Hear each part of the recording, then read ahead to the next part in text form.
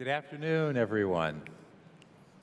We're thrilled that you're all here and joined us late in the afternoon. I'm Tony Profit. I'm the Chief Equality Officer of Salesforce. And we've got an amazing panel set up for you this afternoon, and I'm confident you're going to enjoy this. And our topic this afternoon, this late afternoon, is the role of business in driving equality. Driving equality, obviously, in the business community. And we also want to talk about, more broadly, the impact that businesses can have driving equality more broadly in society. And so I'm going to let each of the panelists introduce themselves a little bit and tell a little bit about their own personal story and their own equality journey, and we'll start from there, and we'll take it from there. Thank you, Tony, and thank you for the invite. It's great to be here. I'm Richard Bevan. I'm the Distribution Director of Swinton Insurance, which is a major UK insurance broker. I also am on the board of Stonewall, the LGBT charity, and I founded something called Link, which is an LGBT insurance network to help people in insurance. My personal journey, I was married until I was 40 to a woman. I'm now openly gay. I have 4 kids who we are the UK equivalent of the US Modern Family, and we all get on amazingly well together. So I've been really lucky to have a journey that hasn't been like so many, but in a very good place. Thank you, Richard. We're thrilled you're here. Vivian. I'm Vivian Ming. I'm a theoretical neuroscientist and an entrepreneur. I do a lot of different work having to do with how do we very literally make better people. And I get to do it in all sorts of contexts, and so thrilled to be here and work on it here. My personal journey was I started my career as a scientist at UC Berkeley, and right in the middle of that experience as a scientist, I came out to my then fiance and said, if you want to know my deep, dark secret, I wish I was a woman. And I didn't intend for it to happen, but clearly things happened. And the amazing thing is everything about my life took off from that point.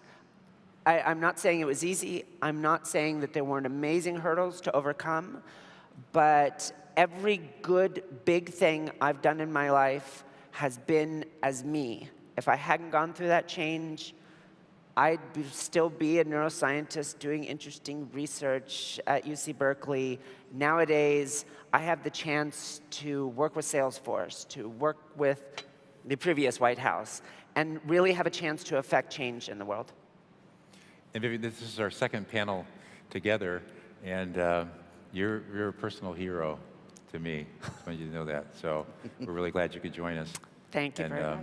Just love what you do and what you stand for. So thank you. Okay, Jackie.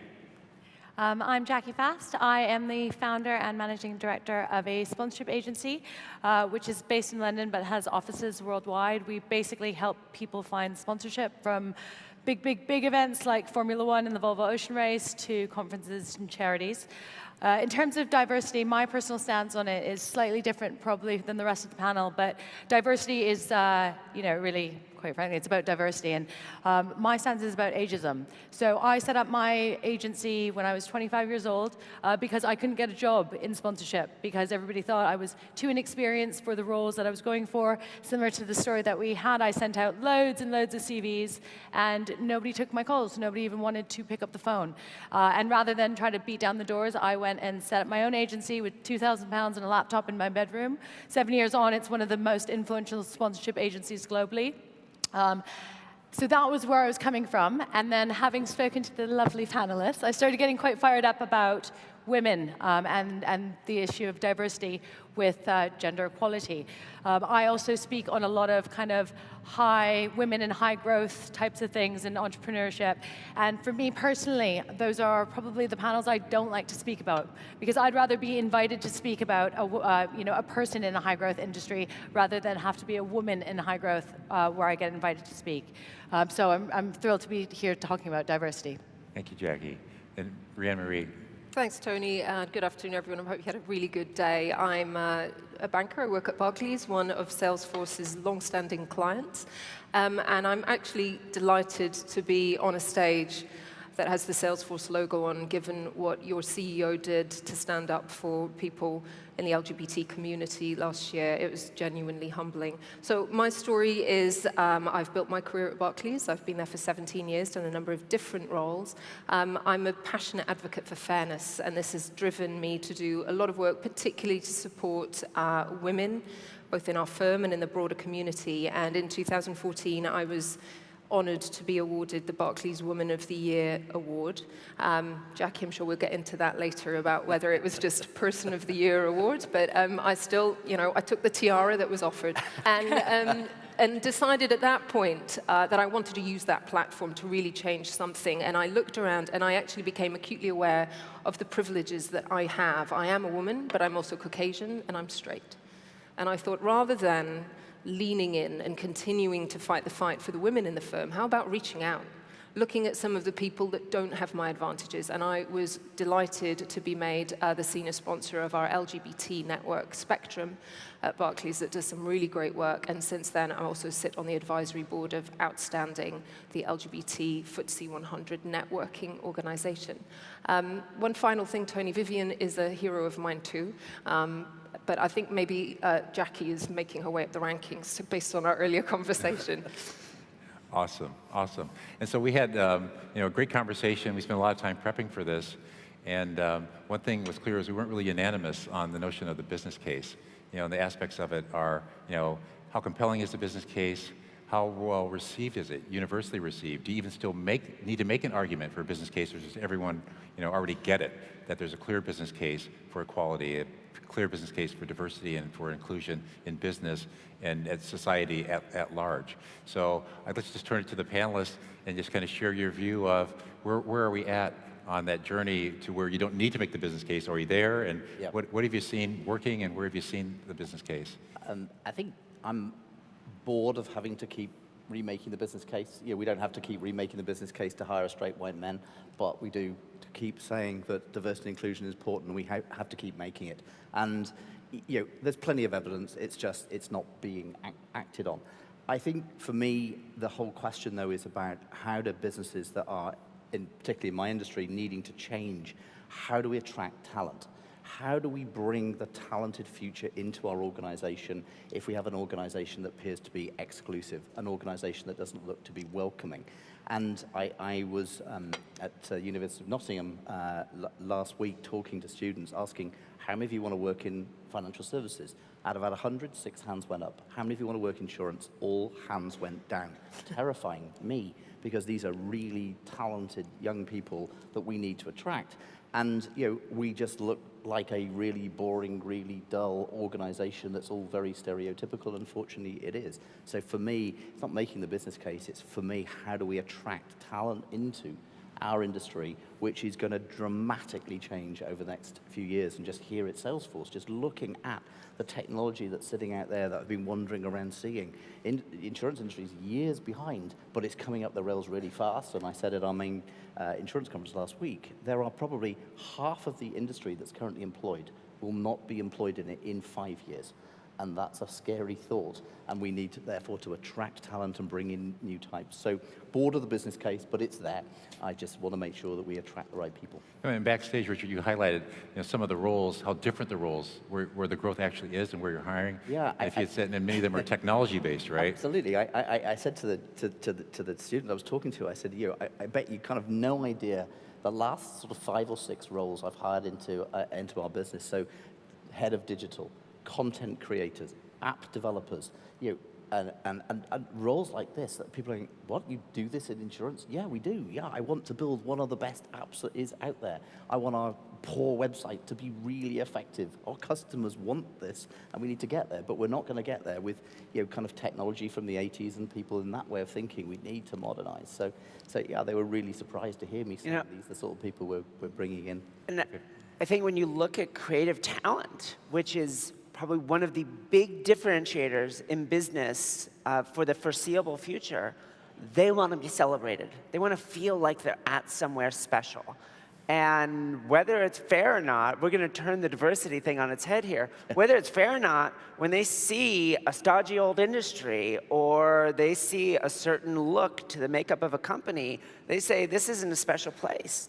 This is not in touch with the kind of creative people I want to be around. And this goes way beyond corporate responsibility. This, if you can attract this talent, you might as well start planning the transition for whatever business model is going to replace you. Yep, I agree. And there won't be one if we don't do this. And it's really interesting. We're doing a lot, which is unusual for our industry. We're talking to people working in garages with some technology that's really, really cool that no one's thought about could be applied to our industry because we're still very paper-driven. We're still not customer-centric. But some of this stuff applied to insurance, you're thinking, wow, we've got to find ways of these little businesses partnering with these boring old industries to make a difference for customers. And that's unusual because walking in suits with grey hair to this wonderful woman that runs these two people running this amazing technology company, we look like from different planets. Richard, the sort of last decade of numerous studies that have made that business case that, particularly there's more data around gender, I guess, because the discussion has been ongoing for longer. But, ever since Catalyst and McKinsey came out with their reports 10 years ago, saying that if you've got more senior women at the top of your organization, you are likely to outperform your competitors against a whole bunch of financial and economic metrics. There are also some reports coming out now about how that also drives greater innovation and more creativity. And actually one of my favorites is a Norwegian study showing if you have more women on your board, you're more effective as a board because you're less likely to have fights. I don't know how they measured that one, but it's not linear. But the point I really wanted to make about the business case, and I share your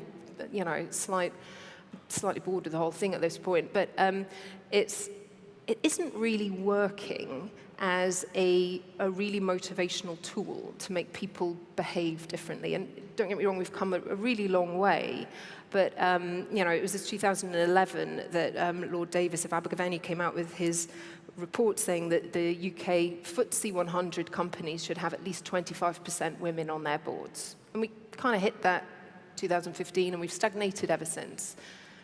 The number of women on senior management teams has stagnated for the last 8 years at below 20%.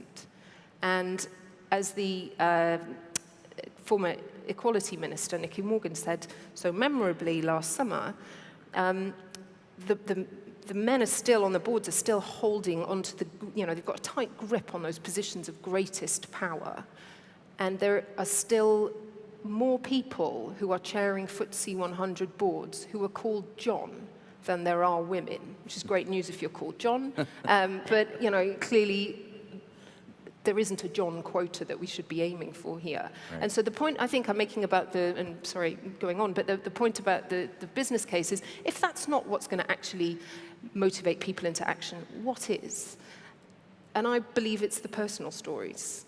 None of us have gotten involved on our, equality and diversity and inclusion stories because there was a great stat that really hit home, right? It was our own personal experience, our own personal stories, and I do think one of the biggest change that we could all do within our organization is have those authentic conversations about what inclusion does mean for us, and be brave and be vulnerable, but let people know that it is important to you as an individual. And Emery, I want to come back to the board representation. Sure. And because one of the things that's notable, here in the UK is this 30%, initiative. And so what's the panelists broadly? I mean, what's your view of the impact on that and the importance of it? And is that a catalyst for later change?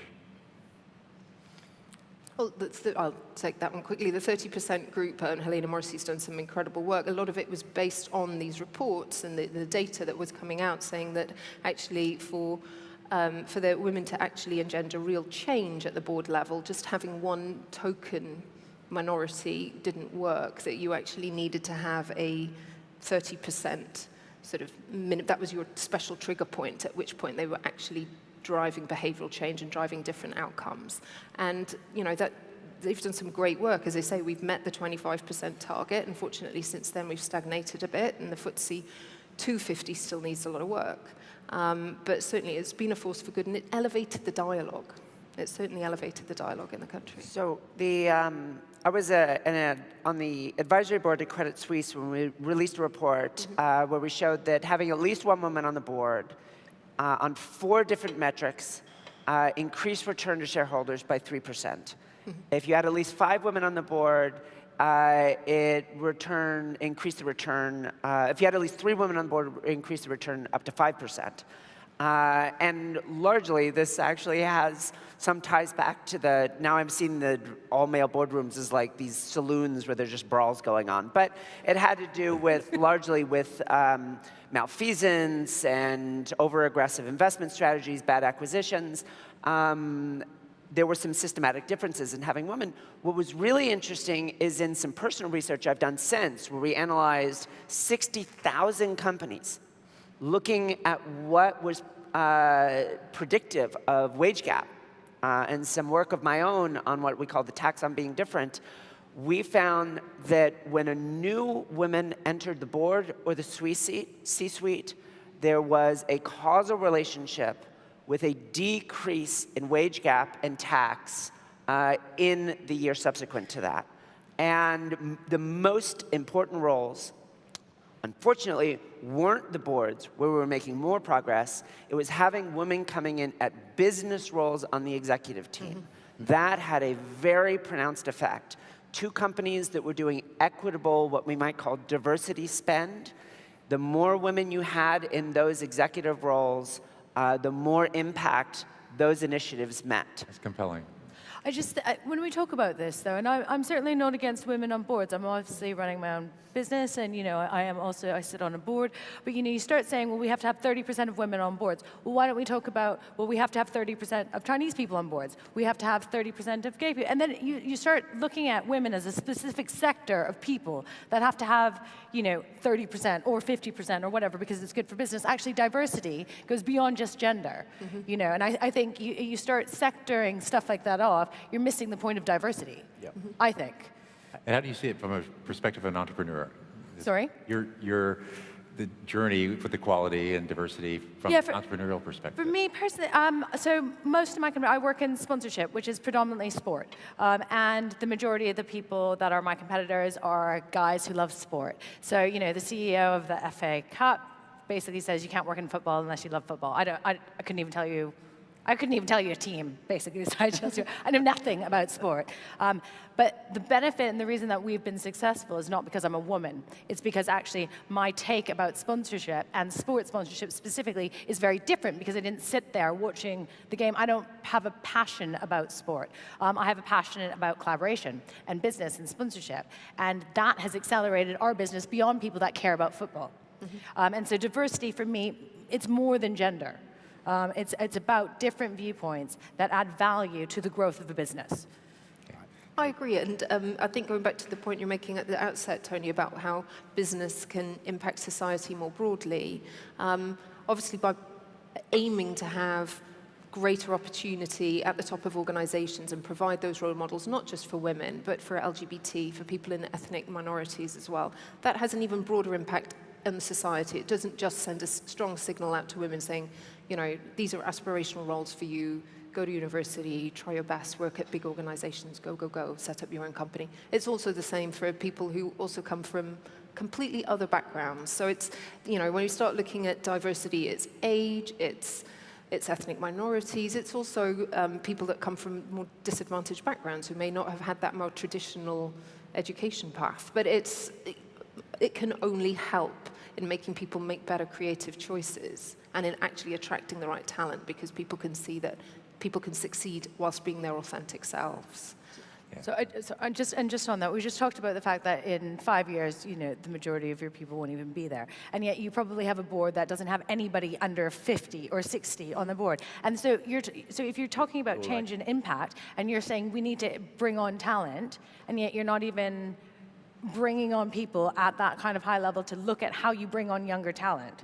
There's just for me, there's a very big disconnect between what you want to achieve and actually putting that in practice.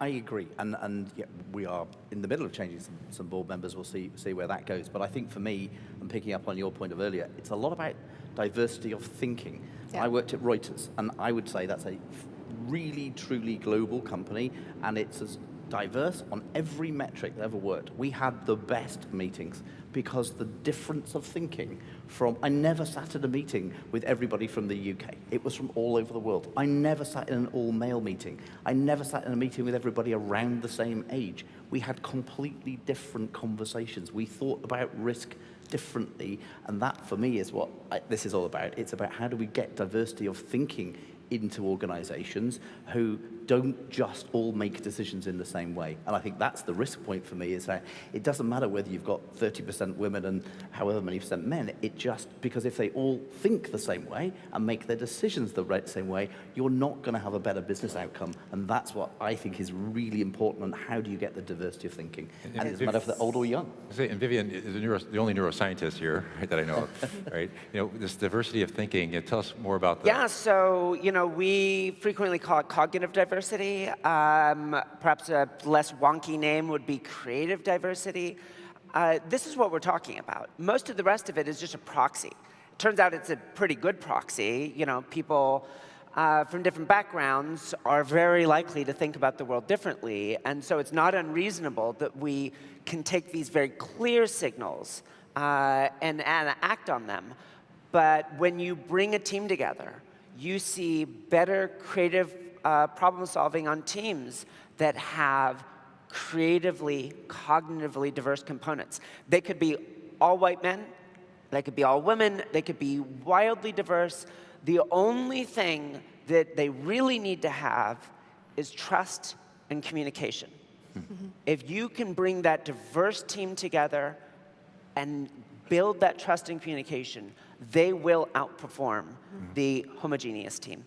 Yeah, and I want to briefly, just on a personal note, go back to the board diversity. I sit on a public company board, and it's quite diverse. So there's 2 blacks on the board and 3 women on the board, and I was on the nominating committee that constituted the board, and so we did this very deliberately, and it's created this amazing, collaborative, rich dialogue and chemistry that I'm super proud to be a part of. So let's pivot now and talk a little bit about tactics and strategies, and if we're trying to affect an outcome in an organization, large or small, growing or not. What are some of the things that you've seen that you'd recommend that work? What are some of the things you say wouldn't do these again? Maybe Richard, start with you. Yeah, a few things that I think work done well, and I think this is really important. None of these are sticking plasters. So I think role models have a really important part to play. People who understand, who are prepared to stand up and be counted to be themselves, again, as long as it's done in the right way, and actually you're role modeling the behaviors that you want to see, as opposed to, be like me and it's all going to be great. And we've had a few misfires on that, but I'm absolutely convinced that's a good thing. I think just finding ways to talk, and I'm so pleased that I could be on this panel today, so pleased that I could talk at our industry conference and things like that, because it matters, and I think finding ways to do that. I think why we set up Link, for example, creating an organization, it was terrifying in insurance to look at the data around people, openly gay university students coming into insurance and then going back into the closet because it was unsafe. There was nowhere to talk.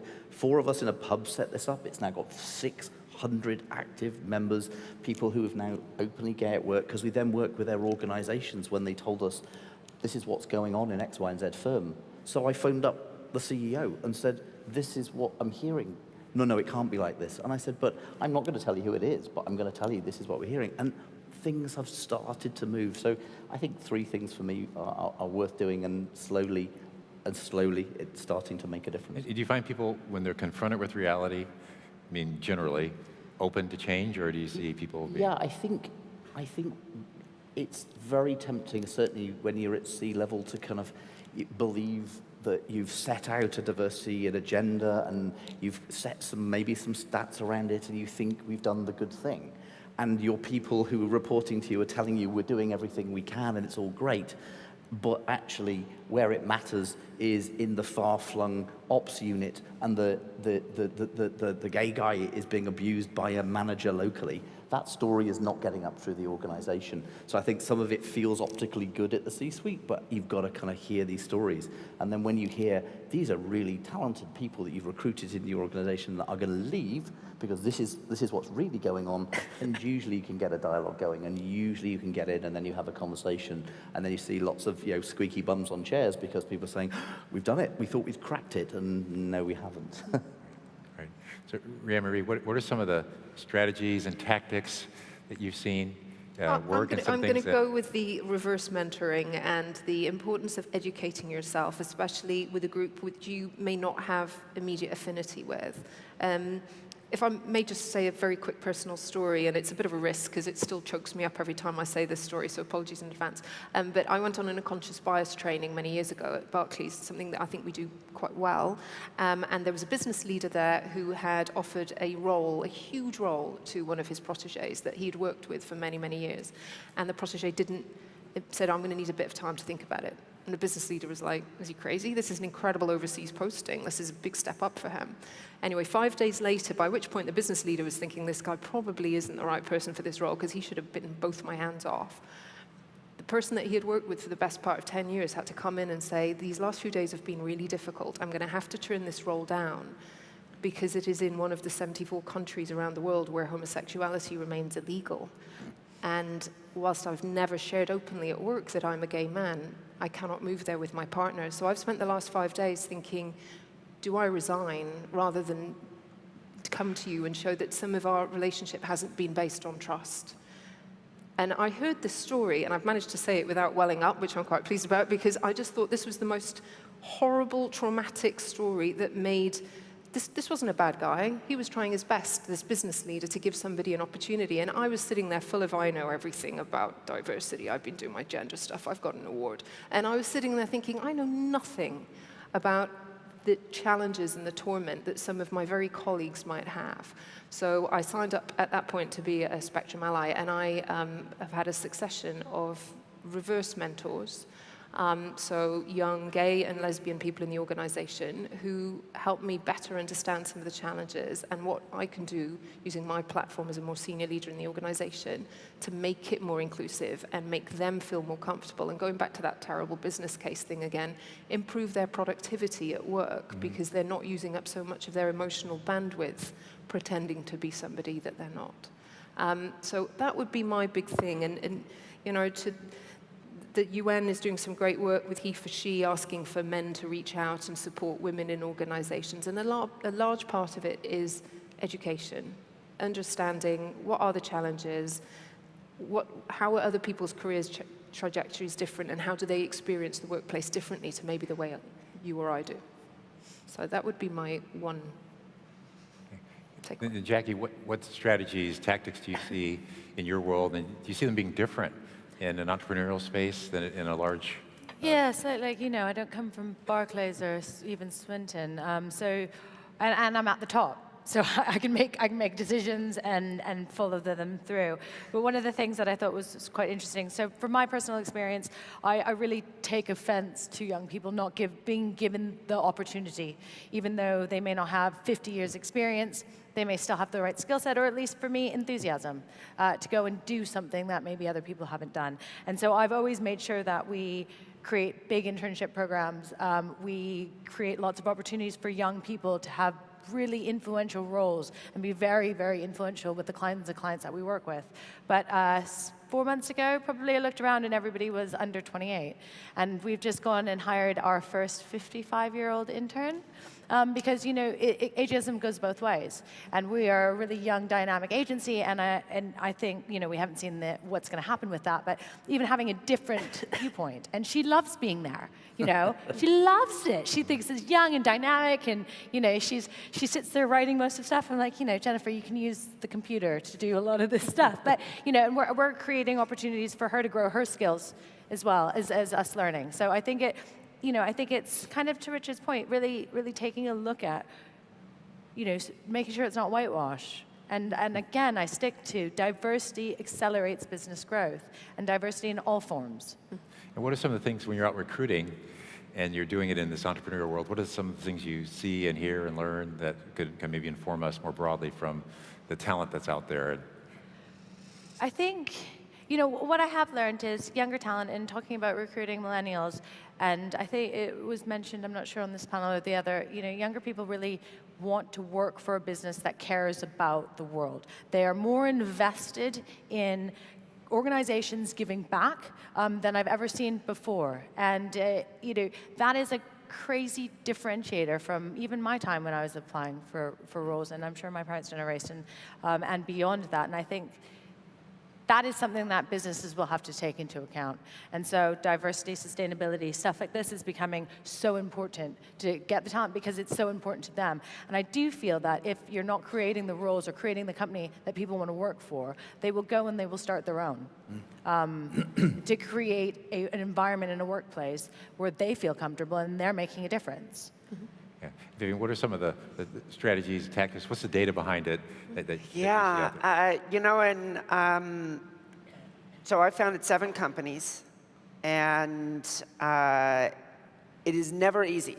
Founding tech companies in Silicon Valley, having to recruit against Salesforce, having to recruit against Google, having to recruit against people to throwing down bonuses that we could never compete with. And I'm going to share a really abbreviated version of a story I was sharing backstage.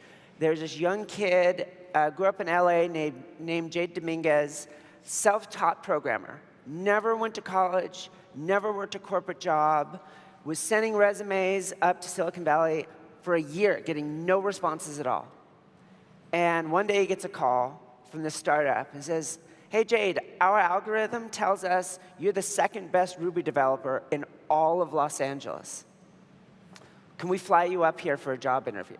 So that was us, and that was an algorithm that my team built to figure out how good people were at jobs. Take bias out of the hiring process. All I care about is you will be an awesome front-end developer, which he was for 2 years before he left and founded his own company. We didn't do a favor to him. We did a favor to ourselves. We couldn't get his level of talent coming out of Stanford. We needed to look someplace different, with someone that could bring a different perspective, but equal qualifications to the job. But here is the finisher to the story I didn't share backstage. His first winter, he went home for Christmas, came back, and said 2 things. First thing is his dad saw how much he was getting paid, and his dad said, "I have never earned that much money in my whole life." But the other was he was hanging out in the neighborhood with his old friends, and they said, "You are the first person we've ever known who's worked in Silicon Valley." So it turns out that there's whole amazing research about kids just like Jade choosing not to go to college, they have some opportunity available to them, but they don't take it because it doesn't feel like it's ever going to make a difference in their life. Why bother? I'm still going to end up back in the neighborhood. Now Jade is the concrete example in those kids' life that that's not true. And I'm not just talking as an anecdote. It's been researched. It is the #1 predictor of people from any underrepresented population. Women are a majority population, so minority, majority, doesn't matter. Underrepresented, the #1 predictor that they choose to participate, they choose to contribute, the incredible talent that they bring is a belief that their work will pay off, that they knew someone like Jade from their neighborhood that had come before them. When you reach out and you run those internships, you find people that are totally qualified. You value them. It doesn't just transform their lives, it transforms every life that they touch. There's so much to love about that story. I love the idea of I take great optimism from the idea that we'll have algorithms that will be able to take the bias out of the equation going forward, and making sure that we genuinely are hiring in a meritocratic way with people with the right skills, and unfortunately not just offering opportunity to those or promotions to those who can self-promote most effectively, which is something I think biases against a lot of people who are underrepresented. But I think the other point Tony mentioned earlier about the 30% Club and the work that they did, they published quite an interesting kind of how-to guide a few years ago called Crack the Code. And one of the points in there was the point about role models and the importance of seeing sort of these superhuman, high-achieving role models that reach the echelons of organizations. And that can be very inspiring in a way, because you can see that people can succeed. But actually, it's having that local, immediately accessible role model, that person who's just those few steps ahead of you, who's showing you the way, that has a far greater impact on women's careers and their ability to succeed in large organizations. Yeah, that's a super powerful story. I love that. I love that. So as we close the panel, I'd like to give each of you an opportunity to offer some advice, and pick the persona. If it's talent that's coming up and coming talent, someone that's trying to reinvent their career, leaders at the top. I mean, if you had the top 2 or 3 pieces of advice, what advice would you offer to the audience to take away, and something that's actionable they can do to really make a difference in advancing the cause of equality? And just jump in the order. Go to a school. The work we do at Stonewall in schools, I've been to schools, talk in schools, and there's another charity I work with called Diversity Role Models. Working in schools, it starts there. And the more we can do to educate and inform through schools, the better it is. And when you have those conversations at schools and you listen to kids just subtly, their whatever influences their inbuilt homophobia, their inbuilt racism, whatever, once they start to talk about it in the right sort of way, it falls away really quickly. So for me, encouraging anybody to spend some time in schools for me is a great thing, and work with a charity that can help you, get educated to do that and get out there and see these amazing kids and what they're doing and help them understand. For me, I come away from it feeling inspired every time and thinking, my God, we're very negative in this country about our education system, but we've got brilliant kids and we just need to help them with some of their prejudice that they're learning in their family environment perhaps, and just talk about it. It's great. Thank you, Richard. So we are going to go in order. Okay. So I had the privilege of giving the convocation at my alma mater, University of California, and I had 3 little lessons. Without context, they may seem strange, but bear with me. The first one was, whatever you're doing right now, whether you love it or not, go all in. Be great at it. I hate to think how many people have walked away from things they could be great at because they didn't love it on day one. Be great at it. People value that greatness. That opens doors, and it totally changes the game. I'm not here because of whatever crazy thing. I'm here because I know how to build AI, and that is something people will buy no matter what craziness is going on in your life. The second one is construct a purpose. There isn't one thing you're meant to do in your life. Go out and build that purpose. And this comes from science also. People that serve a purpose earn more money. They go further in their education. They literally live longer. Follow that purpose throughout your lifetimes. The last one involved a dirty word, which I don't know if is appropriate to address here, but let's just say I've lived a lot of different lives. My strong recommendation is to go out there and live as many lives as possible. Don't care what anyone else thinks, and I mean that strongly. Be willing to tell your boss no and your parents no. Do what you believe in. I think one of these things at an individual level that really can drive bringing a powerful, diverse team together, in fact, it's a requirement for it to have the potential to really change the game, is everyone is honest and they're telling what they really think and they're not afraid of the repercussion. So the line is just fucking die already and then reincarnate and start all over again, over and over again throughout your life.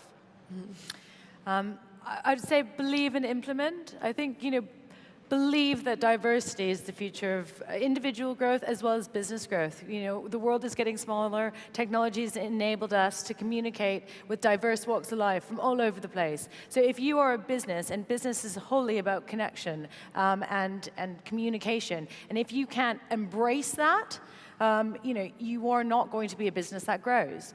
But it's more than just believing in it. You have to implement it. And implementation is not necessarily from the top down. Implementation can be within your social circle. Implementation can be within your group in terms of whether you're a manager, whether you work at McDonald's. Implementation can be anything. It doesn't have to start at board level. So those would be mine. I'm going to go for two things, and the first one is take steps to fulfill your own potential. And by that I mean let one of your key stakeholders know, the person who can actually influence your career, what it is you want to be doing and what it is you could be doing. Because from personal experience, I've worked for some incredible line managers in my time. Not one of them was able to read my mind. So let somebody know what it is you feel you're capable of doing and what you want to be doing. And the second one is help someone else fulfill their potential. Go out and sponsor somebody today. And I don't mean like, help them run a marathon or something. It's like, go and not just mentor someone, which is the concept of helping someone help themselves, but you all know somebody who is great at their job, who maybe isn't getting quite the opportunities or the profile or the network that they could.